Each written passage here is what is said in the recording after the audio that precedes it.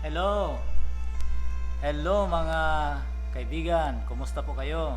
Mga kapatid, mga taga-subaybay, mga kababayan at mga regular na tagapanood ng ating pong programa na Free Online Values Formation Lessons. Nawa kayong lahat ay nasa mabuting kalagayan sa mga oras na ito. Yan. So tayo po ay magpatuloy sa atin pong pag-aaral ngayon sa atin pong lesson 8. Lesson 8, malayang magpahinga. Malayang magpahinga. Kahapon po, August 15, kapahingahang nagpapagaling. At ngayon naman po, August 16, Lunes, paggamot sa ugat. Yan. So, bago po tayo magpatuloy ay excuse po. Akin pong hinihikayat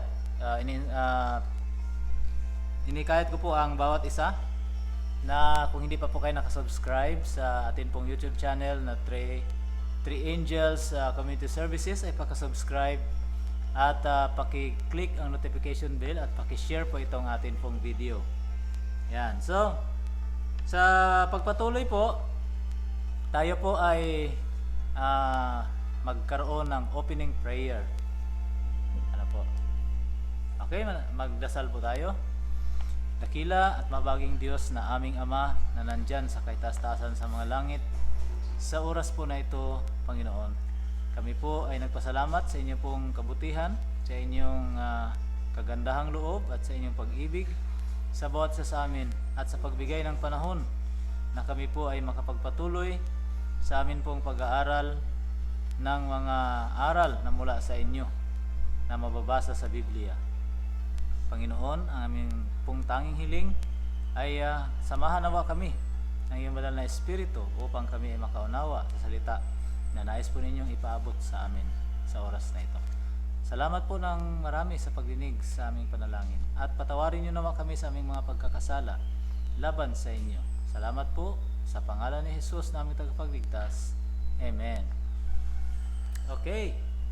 So, kahapon, kung maalala po ninyo, ang isang paralitiko habang ang Panginoong Hesus ay nandyan sa isang bahay nangangaral, ay meron pong isang paralitiko na hindi na po makalakad at binuhat po ng 4 na tao. Hindi po sila makapasok doon sa loob, sobrang sikip. Binuklas po nila yung bubong at doon po nila idinaan yung tao. At napag-aralan natin kahapon na itong sakit nitong tao na ito ay sanhi ng kanyang kasalanan, ng kanyang sikretong kasalanan. Kaya ang paggamot nito ay sa oras po na ito, sa araw na ito ng Lunes, ang ating pong pag-aaral ay paggamot sa ugat. Gagamutin yung ugat ng karamdaman. So, ibinaba na nga po yung paralitiko sa presensya ni Jesus. At lahat ng mata ay nakatuon kay Jesus. Pipiliin ba niyang pagalingin ang isang halatang makasalanan? Magsasalita ba siya ng salita para sawayin ang karamdaman? Paano pinagaling ni Jesus ang paralitiko? Ano ang unang ginawa niya para sa kanya? Kung may mga Biblia po kayo, mga kaibigan at mga kapatid, ay maaari po bang kunin ninyo at pakibuksan sa aklat ng Marcos, chapter 2, verses 5 to 12. Marcos chapter 2 verses 5 to 12. Akin pong babasahin at sundan niyo po ako, mga kaibigan. Sabi po 5 to 12.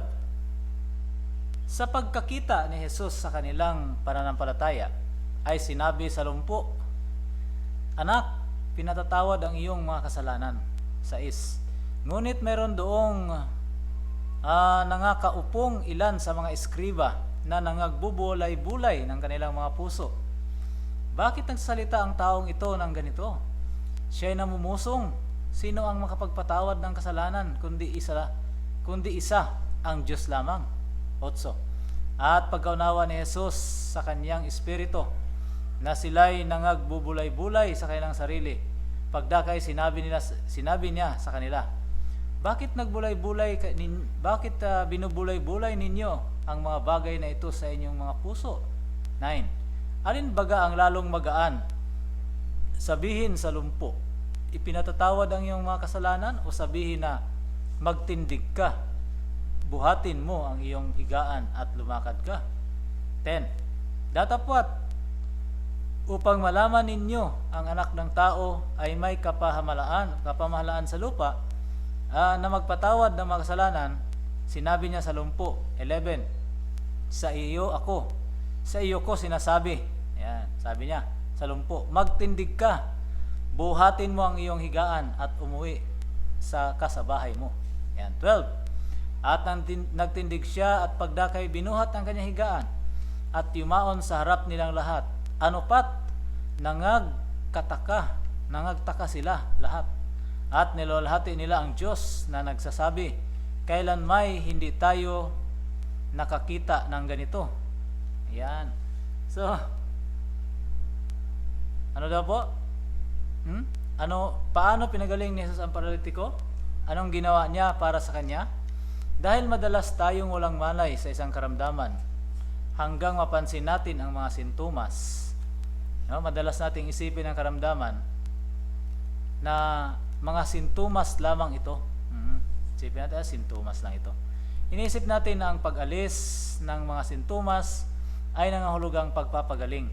Yan. So, kapag nagsakit po ang pagkakaintindi ko po, kapag sumakit yung ulo mo, sumakit yung katawan mo, meron pong namumuo na infeksyon. Kaya, kapag ginamot po natin yung sintomas, pero hindi naman pinansin yung ugat, ay ito po yung sinasabi dito. Madalas na inisip natin na alisin ang sintomas ay nangahulugang pagpagaling. Hinarap ni Jesus ang karamdaman ng kakaiba. Alam niya ang ugat ng lahat ng pagdurusa at karamdaman at gusto munang gamutin ito. Yung ugat, yung dahilan. Sa kaso ng paralitiko, sa halip na agad gamutin ang kitang-kitang mga epekto ng kanyang karamdaman, sintomas, kung agad kitang-kita yung mga sintomas, dumiretso si Jesus sa ugat na gumugulo sa karamihan ng tao. Yan, ugat mismo. Naramdaman ng paralitiko ang bigat ng kanyang kasalanan at pagkakahiwalay mula sa Diyos ng higit na matindi kaysa nadarama niya sa kanyang karamdaman. So, mas mabigat yung feeling ng kasalanan niya at yung pagkahiwalay na sa Diyos kaysa sakit at bigat ng kanyang pagiging paralyzed. Ang isang taong namamahinga sa Diyos ay matitiis ang anumang pisikal na pagdurusa. Maaring maranasan niya dito sa makasalanang daigdig. Kung tayo ay nasa Panginoon, namamahinga sa Panginoon, malayang magpahinga. Kung tayo namamahinga sa Panginoon, ay kaya nating tiisin ang mga karamdaman na maaaring maranasan sa daigdig na ito na makasalanan. At kaya dumiretso si Jesus sa ugat na nag-alok muna siya ng kapatawaran. Yan, sa ugat ng kasalanan at nag-alok muna siya ng kapatawaran. Nagulat ang mga relihiyosong mga namumuno nang marinig nilang nagpahayag ng pagpapatawad si Jesus. Yung mga leader ng relihiyon doon sa kanyang panahon ay nagulat. Nagpapatawad si Jesus, bilang sagot, di sinambit ng mga paratang, nagtanong si Jesus. Yan. Nagtanong si Jesus. Basahin ang Marcos. Basahin natin ulit yung Marcos chapter 2. Doon sa verse 8 and 9. Anong hamon ang binigay ni Jesus sa mga eskriba, yung mga pinuno ng relihiyon na naroroon sa oras na yon? Anong issue ang talagang hinahanap niya? Yan. 8 and 9, Sa 8 and 9, sabi sa chapter 2, at pagkaunawa ni Jesus sa kanyang espiritu na sila'y nangagbubulay-bulay sa kanilang sarili, pagdakay sinabi sa kanila, bakit binubulay-bulay ninyo ang mga bagay na ito sa inyong mga puso? 9. Alin baga ang lalong magaan na sabihin sa lumpo, ipinatawad ang iyong mga kasalanan, o sabihin, magtindig ka at buhatin mo ang iyong higaan at lumakad ka? Yan. So ano daw po? Papaano? Anong issue ang talagang hinarap niya? Ang pananalita ay pangkaraniwan at mababang uri, ngunit hindi kapag ang Diyos ang nagsalita. Yan. Kapag tayo nagsalita, pangkaraniwan lang yun. Pero kapag ang Diyos ang nagsalita, hindi yun mababang uri. Ano po? Sa kapangyarihan ng Diyos, ang lahat ng mga bagay ay umiiral. Yan. Bagaman ang kapatawaran ay isang bagay na hindi natin nakikita, ito'y mahalaga.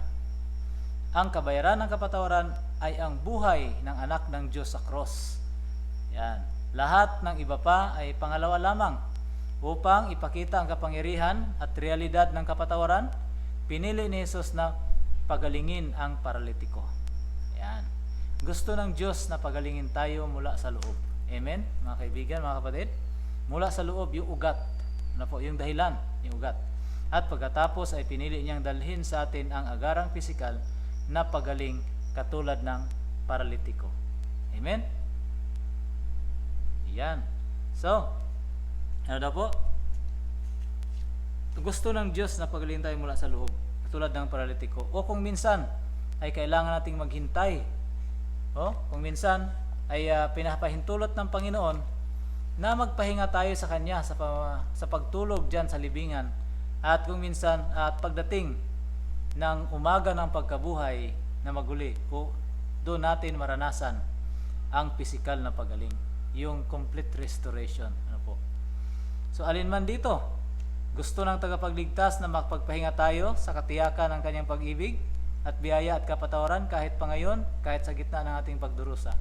Gusto talaga ng Diyos na tayo ay makapagpahinga. Alin man doon, yung pagalingin tayo kaagad, no, patawarin ang kasalanan at pagalingin kaagad ang pisikal na sintomas, o hayaan tayong pinatawad tayo at hinayaan tayo na magpahinga sa libingan at maghintay sa ikalawang pagbalik ng Panginoon, yung mapalad na umaga, upang tanggapin ang complete restoration.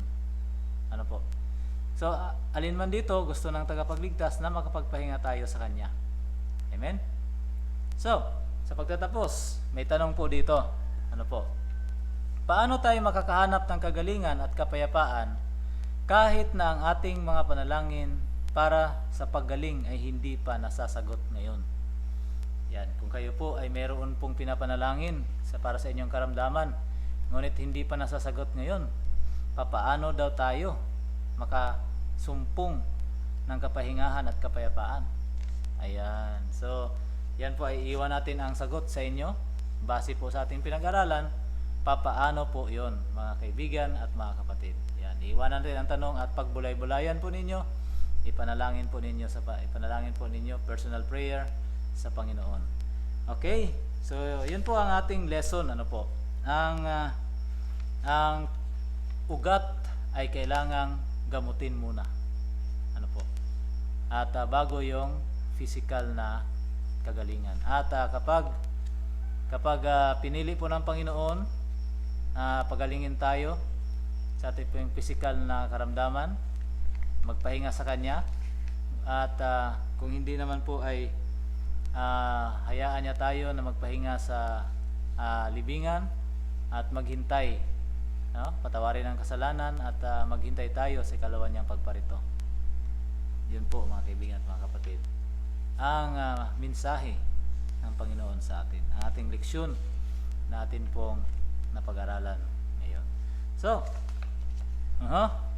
kung na-bless po kayo, pinagpala kayo, nakinabang po kayo sa ating pong mensahe, sa ating aral, sa aral po ng Panginoon, sa mga oras na ito ay maaari po bang paki-share ano po sa inyong mga kaibigan, paki-subscribe ang ating Three Angels Community Services YouTube channel, at paki-click ang notification bell para ma-notify po kayo kapag meron po tayong bagong upload na video.